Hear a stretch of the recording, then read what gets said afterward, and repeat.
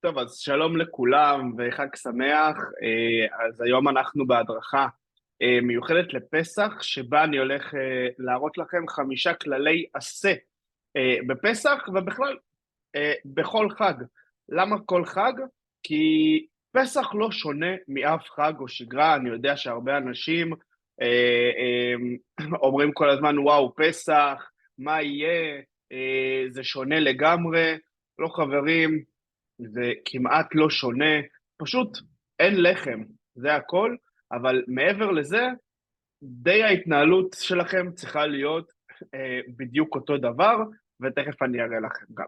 אה, עכשיו, הדרך להצלחה, אגב, לא רק בפסח, אלא תמיד, זה תכנון, כי אנחנו יודעים שמי שלא מתכנן הצלחה, אוטומטית מתכנן כישלון, נכון? זאת אומרת, אם אני לא אתכנן את רשימת הקניות שלי, אני לא אתארגן בהתאם, אז, ולא יהיה לי דברים שהם יעילים ומועילים לי במקרר, למשל, אז אני אלך לכיוון מה שפחות מועיל. זאת אומרת, סתם אצלך דוגמה, אם לא יהיה לי גבינה או יוגורט במקרר, אז אני אלך לכיוון החטיפים, אוקיי?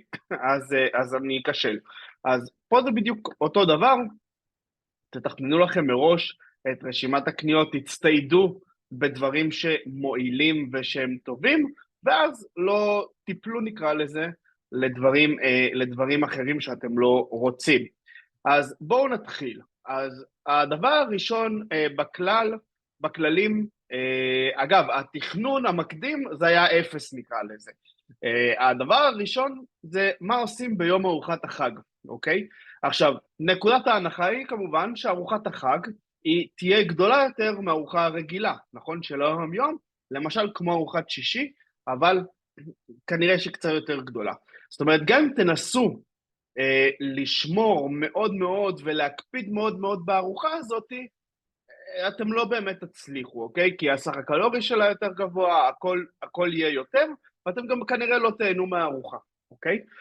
זאת אומרת שביום של ארוחת החג אנחנו נמשיך לאכול ארוחות שהן מסודרות, זאת אומרת בערך כל 3 שעות עדיין ארוחה, לא ניכנס לצום כל היום ונגיד טוב נחסוך את הקלוריות בשביל שיהיה לנו לערב, זה לא עוזר, אגב זה עושה ההפך, אוקיי? זה משמין אתכם במקום לעזור לכם, אז אנחנו רוצים להמשיך לאכול ארוחות מסודרות בערך כל 3 שעות, בשביל לעזור לגוף להמשיך לעבוד בצורה יותר יעילה, ולא לאגור עוד פעם את כל מה שנאכל בערב.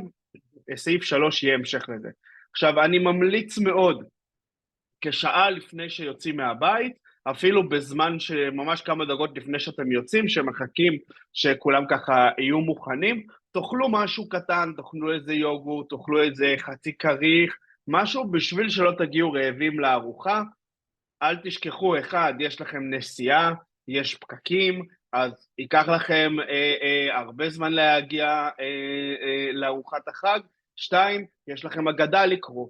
זאת אומרת, בדרך כלל, מהרגע שאנחנו יוצאים מהבית עד הרגע שאנחנו מתחילים לאכול בפועל, עוברת בין שעה, שעה וחצי, אפילו לשעתיים, 3, מי שנוסע יותר רחוק.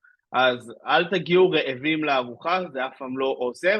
אל תדאגו, זה שאתם תאכלו לפני, לא יגרום לכם לסבוע לגמרי, ולא לאכול שום דבר, אלא משהו קטן שאתם יודעים שיחזיק אתכם עוד את השעתיים, 3.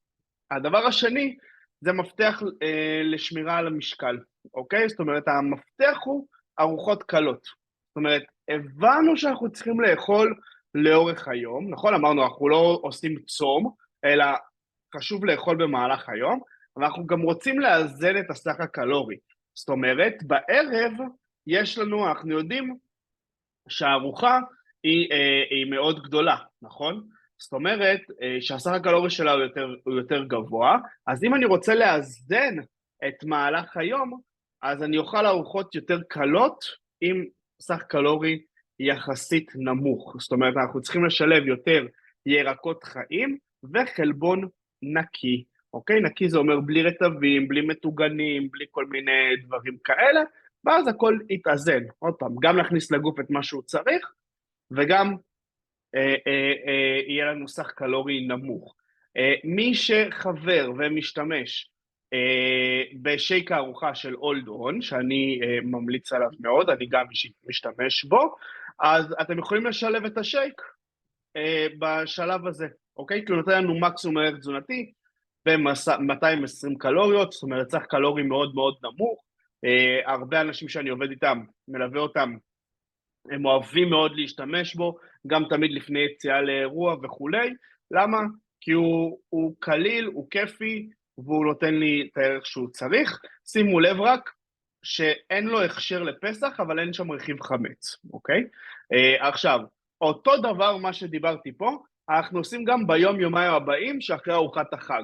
אוקיי? זאת אומרת, שגם אם יש לנו ארוחה גדולה באחד הימים, בחג או בכל המועד, אז תמיד נשאיר אותה, ומסביבה נשים ארוחות שהן יותר קלות, וכמובן נגביר יותר שתיית מים בימים האלה. הדבר השלישי, תאפשרו לגוף לעבוד ביעילות.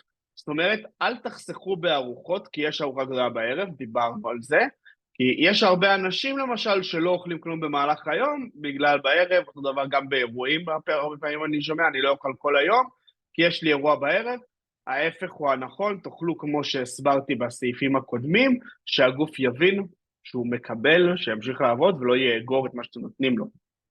אני מזכיר שכשהגוף לא מקבל אוכל בצורה מסודרת, הוא אוגר את כל מה שאנחנו אוכלים בתוך המחסנים, שזה מאגרי השומן, אוקיי?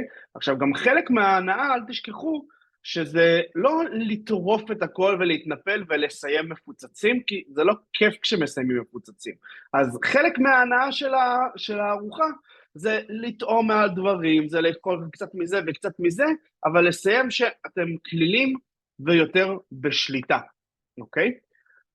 ומה עושים כל כמויות האוכל? אז קודם כל נסו להיזכר, אתם מגיעים לארוחת החג, הכל יפה, מרשים, כל אחד מגיע עם הסירים, ולאט לאט השולחן מתמלא בהרבה יותר אוכל, ואז אנחנו לא יודעים מאיפה להתחיל. אז איך אנחנו מתנהלים? זה גם מה שאני מסביר תמיד למי שעובד איתי. לוקח צלחת, ופשוט מסתכל על השולחן, ושם על הצלחת את מה שאני רוצה לאכול, אוקיי? קודם כל את מה שאני צריך לאכול, שזה חלבון וירקות, ואחר כך את מה שאני רוצה ואוהב וטעים לי, משמין, לא משנה, אוקיי? אבל מה שאני יודע זה, שאני מצידי עושה על הצלחת, של אוכל על הצלחת, אבל אני יודע שאת זה מה שאני אוכל, ואני לא אמלא אחר כך עוד, אוקיי? אני חותם לכם שאתם תאכלו ככה פחות, מאשר שתיקחו קצת ועוד קצת ועוד קצת, כי כל הקצתים האלה, אין לנו בסוף שליטה עליהם. כנ"ל לגבי ארוחה ראשונה, כנ"ל לגבי קינוח, כנ"ל לגבי הכל. אוקיי? אז תמלאו על הצלחת, ותאמינו שאתם לא תמלאו כזה גבוה, כי גם לא יהיה לכם נעים מאחרים. אז להחליט שמה שאתם עושים על הצלחת, זה מה שאוכלים בלי לשים יותר. הלאה, מה עם היין, אוקיי? יש לנו 4 כוסיות של יין, לא נוותר. נקודה 2, תבטיח שבין השאר אנחנו נוכל להישאר או לעמוד במצוות החג בלי לעלות במשקל, אז תמזגו 4 כוסות יין, תשתו בהנאה, הכל בסדר, כל עוד אתם מתנהלים לפי הכללים האלה. עכשיו, חשוב שגם תעשו לעצמכם, עם עצמכם, תיאום ציפיות. בזמן התקופה הזאת, בזמן השבוע הזה של פסח, נקרא לזה, אני לא מצפה לרדת במשקל, אבל אני גם דואג לא לעלות במשקל. זאת אומרת, הציפייה שלי זה להיכנס לחג, ולהישאר על אותו משקל עד לסיומו, אוקיי? הציפייה לרדת במשקל בחג, זה לא יקרה, אוקיי? אלא אם אתם לא אוכלים ארוחות חג, ואתם נשארים כל היום בבית, אבל אם זה לא המקרה שלכם, לא יקרה, אתם לא תרדו במשקל, אבל תקפידו גם לא לעלות, זאת אומרת, תישארו בשליטה. עכשיו בואו נעשה קצת החלפות, זאת אומרת, מה זה החלפות? לראות מה דברים שבשגרה אנחנו יכולים לשלב אותם, או מה המקביל שלהם בפסח. עכשיו שימו לב שאני אראה פה מוצרים או של להחליף, או של אחד מול השני, וגם מבחינה קלורית. בדרך כלל אני לא סופר קלוריות, אבל הקלוריות עוזרות לנו להבין מה אנחנו מכניסים, ואת ההשוואה של אחד לשני, ולחשוב רגע, האם עדיף לי לאכול את זה, או שלא, אוקיי? כמובן, כמו בשגרה, אנחנו נרצה גם בחג לשלב את כל סוגי המאכלים, אבל עוד פעם, לא להתפרע. בגלל זה, מישהו שאומר לי, לא, אני לא רוצה להיכנס עכשיו לתהליך לפני החג, אז אני אומר לו, לא, מה הסיבה? הוא אומר לי, לא, אני מפחד, כי אני מאוד רוצה לאכול את האוכל. זה לא קשור אחד לשני, זה פחדנות, אוקיי? אתה תאכל את מה שיש, הכל בסדר, אבל אתה תאכל את זה בשליטה יותר, ואתה תלמד איך אתה יכול לסיים חג בשליטה, ולא בפיצוץ, ולא בהרגשה מגעילה, כמו שיש בחגים אחרים, אוקיי? אז ככה, שתי פרוסות לחם הן שוות בערך 130 קלוריות, מצה אחת היא 120 קלוריות. זאת אומרת שאם אתם רגילים לאכול כריך, אז היא מצה אחת, אוקיי? כפית דבש היא בערך שווה לכפית חרוסת, אוקיי? אז אם מדבש בדרך כלל אתם לא שמים הרבה, כי זה כאילו משמין והרבה קלוריות, וחרוסת אתם מפציצים, אז תדעו שזה בערך אותם קלוריות. כפית קוטג' היא בערך 10 קלוריות, וכפית נוטלה, מי שאוהב לשים על המצה, זה 98 קלוריות, כמעט 100 קלוריות, אוקיי? אז שוב, זה בסדר למרוח נגיד חצי מצה עם נוטלה, אבל תיקחו בחשבון שהסך הקלורי של זה יותר גבוה, ולא לשים כף, או לא להעמיס, אלא קחו כפית, תמרחו רק בשביל שיהיה לכם כיף ובשביל הטעם, אוקיי? קרקרים, נגיד קרקר רגיל, אחד, יחידה, ריבוע כזה, הוא בערך 24 קלוריות, קרקר כשר לפסח זה גם 24 קלוריות, אבל הם קטנים יותר, אוקיי? פטיבר אחד הוא 35 קלוריות, עוגיית יין אחת זה 86 קלוריות, אוקיי? שוב, זה לא אומר לא לאכול, אלא זה אומר, תשימו לב לכמות שאתם מכניסים. אוראו, אוקיי? 50 קלוריות בסך הכל עוגייה אחת, זה לא כזה נורא, אבל עוגיית קוקוס או בוטנים, בערך 110 קלוריות פי 2. שוב, תעשו לעצמכם את החשבון. עכשיו, כמה גרם חלבון, דיברתי קודם על חלבון, שחשוב לשלב חלבון שהוא נקי נקרא לזה, נכון? בלי יותר מדי רטבים ודברים כאלה. אז אתם יכולים לצלם גם את המסך הזה, ואז באמת לשים לב שאתם אוכלים מספיק חלבון במהלך היום, הוא ישביע אתכם הרבה יותר. יש כאלה שאומרים, פחמימה משביעה, אז פחמימה היא לא משביעה, פחמימה היא רק סותמת, אוקיי? ובעצם פחמימה היא רק סותמת, ואחרי שעה אתם עוד פעם רעבים. אז חלבון מחזיק אתכם לאורך זמן, חלבון וירקות. עכשיו, אם כל חג, אתם עוברים חג ועוד חג, ואתם רואים שאתם לא מצליחים להתנהל נכון, ואתם מנסים לעשות דיאטות בין החגים, נקרא לזה, ואז אתם עולים בחזרה, אז משהו פה לא עובד, נכון? אתם מסכימים איתי? כי לא יכול להיות שאתם מנסים לרדת במשקל בין החגים, נקרא לזה. כי ברוך השם יש לנו הרבה חגים וחופשות ודברים כאלה. עכשיו, אם אתם אומרים לעצמכם גם, טוב, אני אתחיל אחרי החג, או שוב אני אעלה עכשיו במשקל, והחג הזה משמין, ובשביל מה להתחיל לפני אם אני גם ככה יהרוס, והסמלה או הבגד כבר לא עולים עליכם שרציתם. אז אם אתם אומרים לעצמכם, או חושבים את הדברים האלה יותר מדי פעמים, אתם חייבים את הדלתא, אוקיי? כי הדברים האלה אתם יודעים שהם כל הזמן חוזרים על עצמם, אתם כל פעם מנסים, אתם כל פעם אומרים את זה לעצמכם, ואתם פשוט לא עושים עם זה כלום כנראה, או שאתם לא מתמודדים עם זה. זאת אומרת, עוד פעם, מי שעושה דיאטה בין החגים, ובחג הוא עושה פאוז, הוא עושה הקפאה נקרא לזה, הוא פשוט לא מתמודד עם זה, והוא לא יצליח בחיים, אוקיי? עכשיו, אני יודע גם שיש כל כך הרבה שיטות, שהרבה אנשים לא יודעים מה לבחור, נכון? צום לסירוגין, פלאו, רק כריכים, זריקות, ליפטינית, כל מיני דברים כאלה ואחרים, ואז באמת אתם בטח שואלים את עצמכם במה בוחרים, זאת אומרת, מה הכי טוב עבורי, אוקיי? ואז בוחרים למשל לאכול רק ירקות, או לאכול רק סלטים, ורק חלבונים, או דיאטת תפוחים כמו אופירה, או אולי אני אעשה הרבה ספורט וזה יעזור לי, אז זהו, שלא.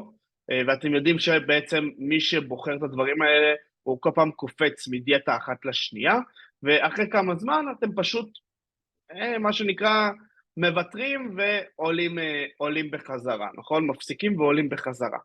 אז בשביל זה, השיטה, או התוכנית, נקרא לזה, שאני הגיתי, זה בניית אסטרטגיה, אוקיי? שנקראת דלתא, אוקיי? האסטרטגיה הזאת אומרת שאחרי שאני מכיר את ההתנהלות שלכם, ותכף אני אסביר איך אני עושה את זה, אז אני יודע להתאים לכם את השיטה הספציפית אליכם, וגם אם בהתחלה התחלנו עם שיטה מסוימת, ואחר כך, אחרי שהתחלנו לעבוד, אנחנו רואים שזה פחות מתאים, אין בעיה, נעשה שיטה אחרת.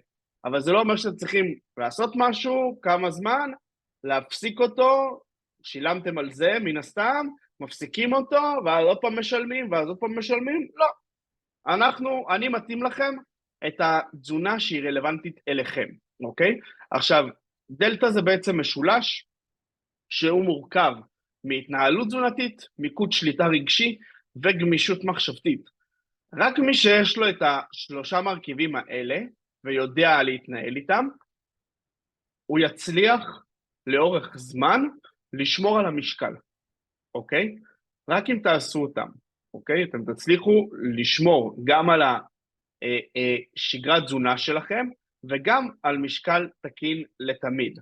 עכשיו, כמובן שאין פתרון אחד לכולם, אין משהו שהוא תקף לכולם, כי יש כאלה שהם נגיד במהלך היום בפגישות, יש כאלה שעובדים מהבית או מהמשרד, יש כאלה שבנסיעות כל היום, יש כאלה שעובדים משמרות, יש כאלה שאוכלים בחוץ במהלך היום, זאת אומרת אין פתרון אחד לכולם, ובגלל זה צריך לעשות התאמה אישית גם לשיטה וגם לחיי היום-יום שלכם, לשגרת היום-יום, ששגרה היא בעצם כוללת גם את היום-יום שלכם, גם חגים, גם אירועים, גם מסעדות, גם חופשות, הכל, כי צריכים לקחת הכל בחשבון, אי אפשר לעצור את החיים, ואין פאוז באוכל.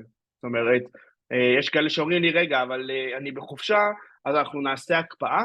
לא, בחופשה את לא הולכת לאכול, אוקיי? בואי נלמד איך לאכול, בצורה שהיא נכונה מצד אחד, מצד שני שתמשיכי ליהנות, אין בעיה עם לאכול במסעדות ודברים כאלה, אוקיי? אז מבחינת שלבי העבודה, אני מתחיל קודם כל משאלון עומק, כרגע השאלון הזה, או בעצם השלב הראשון, הוא ללא עלות, אוקיי? שאתם ממלאים שאלון עומק בערך של רבע שעה, 20 דקות, זה שאלון מאוד ארוך, עם המון פרטים, אתם שולחים אותו, אני מקבל אותו ושולח אליכם למייל ניתוח של איזה שיטה הכי מתאימה לכם, ומה האסטרטגיה שאיתה אנחנו הולכים לעבוד. אחר כך אנחנו מתאמים פגישה אישית אחד על אחד, פגישה של חצי שעה, שבה באמת אני מסביר לכם איך הלכה למעשה אנחנו הולכים לעבוד, ומתחילים תהליך משותף, ובסוף, בסיום התהליך אנחנו עדיין ממשיכים לשמור על קשר, אוקיי? אז מי שבאמת רוצה לעשות את השינוי הזה, קיבל החלטה עדיין עם החג הזה ועם כל מה שקורה, אני חייב להתחיל לעשות שינוי, אחרת זה רק מדרדר, זה הזמן למלא את השאלון עומק, לתאם איתי פגישה, הכל פה למטה בכפתור, מתחת להדרכה הזאת, ואז אנחנו ניפגש ואני אראה אם אני יכול לעזור לכם. אז שיהיה חג שמח ושיהיו ימים שקטים ובשורות טובות.